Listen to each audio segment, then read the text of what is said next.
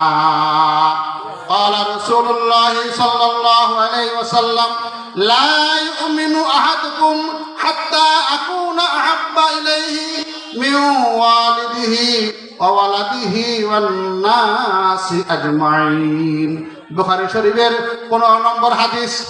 নবীজি বলেন লা ইউমিনু আহাদুকুম হাত্তা আকুনা আহাব্বা ইলাইহি, তোমরা কেউ পরিপূর্ণ মুমিন হতে পারবে না যতক্ষণ পর্যন্ত আমি নবীকে তোমাদের জানের চাইতে, মালের চাইতে, সম্পদের চাইতে, পিতামাতার চাইতে, সন্তানের চাইতে বেশি ভালো না বাসবে, ততক্ষণ পর্যন্ত তারা কামেল মুমিন হইতে পারবে না। সুবহানাল্লাহ। সাহাবায়ে কেরাম জান কুরবান করে দিয়েছেন নবীর জন্য, ঠিক না ঠিক? জান বিলিয়ে দিয়েছেন, জান মাল সবকিছু নবীর জন্য বিলিয়ে দিয়েছিলেন। এক নবী হাদিসের মধ্যে আসছে, এক নবী একজন সাহাবী নবীদের সামনে এসে বলেন ইয়া রাসূলুল্লাহ ইয়া হাবিবাল্লাহ,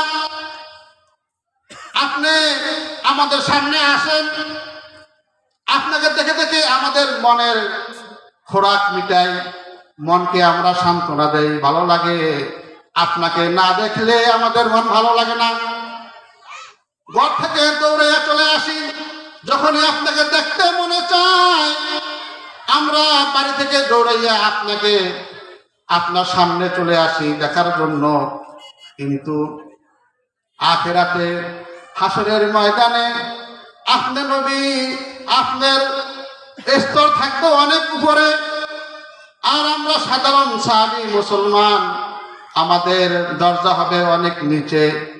আপনাকে না দেখে তো হাসরের ময়দানে আমাদের ভালো লাগবে না। সুবহানাল্লাহ। হে আল্লাহর রাসূল, আখিরাতেও কি আপনাকে দেখে দেখে আমাদের মনে শান্তি লাভ করতে পারবো কি? ইয়া রাসূলুল্লাহ ইয়া হাবিবাল্লাহ। নবীজি বলেন قال النبي صلى الله عليه وسلم المرء مع من أحب, তুমি যাকে ভালোবাসো তোমার হাসর তার সাথেই হবে। তুমি যদি আমাকে ভালোবেসে থাকো তাহলে তোমার হাসর আমার সাথেই হবে, আমাকেও হাসরের ময়দানে দেখতে পাবা, জান্নাতে দেখতে পাবা। ওই সাহাবী সান্ত্বনা লাভ করে ফিরে যায়। এই জন্য নবীজির ভালোবাসা লালন করা প্রতিটি মুমিনের জন্য ফরজ কিনা বলেন? অবশ্যই জরুরি। এশকে মাহবুবে খোদা जिस दिल में हासिल नहीं, लाखों मोमिन हो मगर ईमान में कामिल नहीं। তুমি লাখো মুমিন হও না কেন, ইশকে মাহবুবে খোদা রাসূলের নবীজির ভালোবাসা অন্তরে না থাকিলে তুমি কখনোই পরিপূর্ণ মুমিন হইতে পারবা না। খয়বরের যুদ্ধের ময়দানে সাহাবায়ে কেরাম যুদ্ধের কাঁটা সোজা করতেছেন, আর অপরদিকে কাফেরেরা যুদ্ধের জন্য প্রস্তুত, কাঁটা সোজা করতেছে। উভয়ের দল, যুদ্ধ শুরু হবে।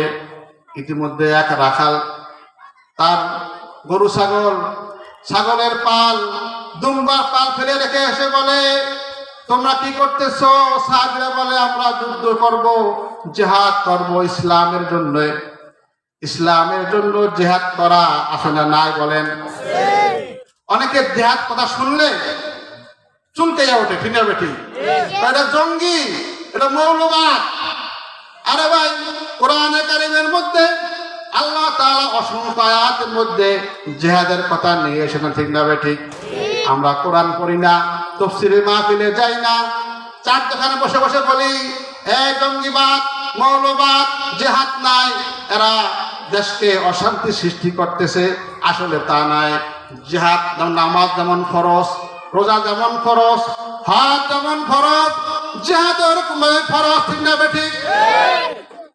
জিহাদ অর্থ শুধু মানুষকে মারাই না, জিহাদের মাধ্যমে ইসলাম শক্তিশালী হয়, ইসলামকে রক্ষা করা হয়, মাজলুমকে জালেমের জুলুম থেকে রক্ষা করা হয় জিহাদের মাধ্যমে। জিহাদ জালেমের বিরুদ্ধে, জিহাদ তো কাফের মুশরিক বেঈমান যারা ইসলামকে ধ্বংস করতে চায় তাদের বিরুদ্ধে জিহাদ, ঠিক না ঠিক? দেখেন না ফিলিস্তিনে নিরহ নিরস্ত্র মুসলমানদেরকে পাখির মতো গুলি করে মারতেছে। 50,000 ফিলিস্তিনের মুসলমানদেরকে মেরে ফেলছে, হাজার হাজার বাড়িঘর জ্বালিয়ে পুড়িয়ে ধ্বংস করে দিয়েছে, হাসপাতালগুলি মাটির সাথে মিশিয়ে দিয়েছে। ওই ইহুদির বাচ্চারা, এদের বিরুদ্ধে জিহাদ করা সারা বিশ্বের সকল মুসলমানের জন্য ফরজ, ঠিক না বেঠিক? কিন্তু আমরা যাইতে পারতেছি না। আমাদের পক্ষ থেকে হামাস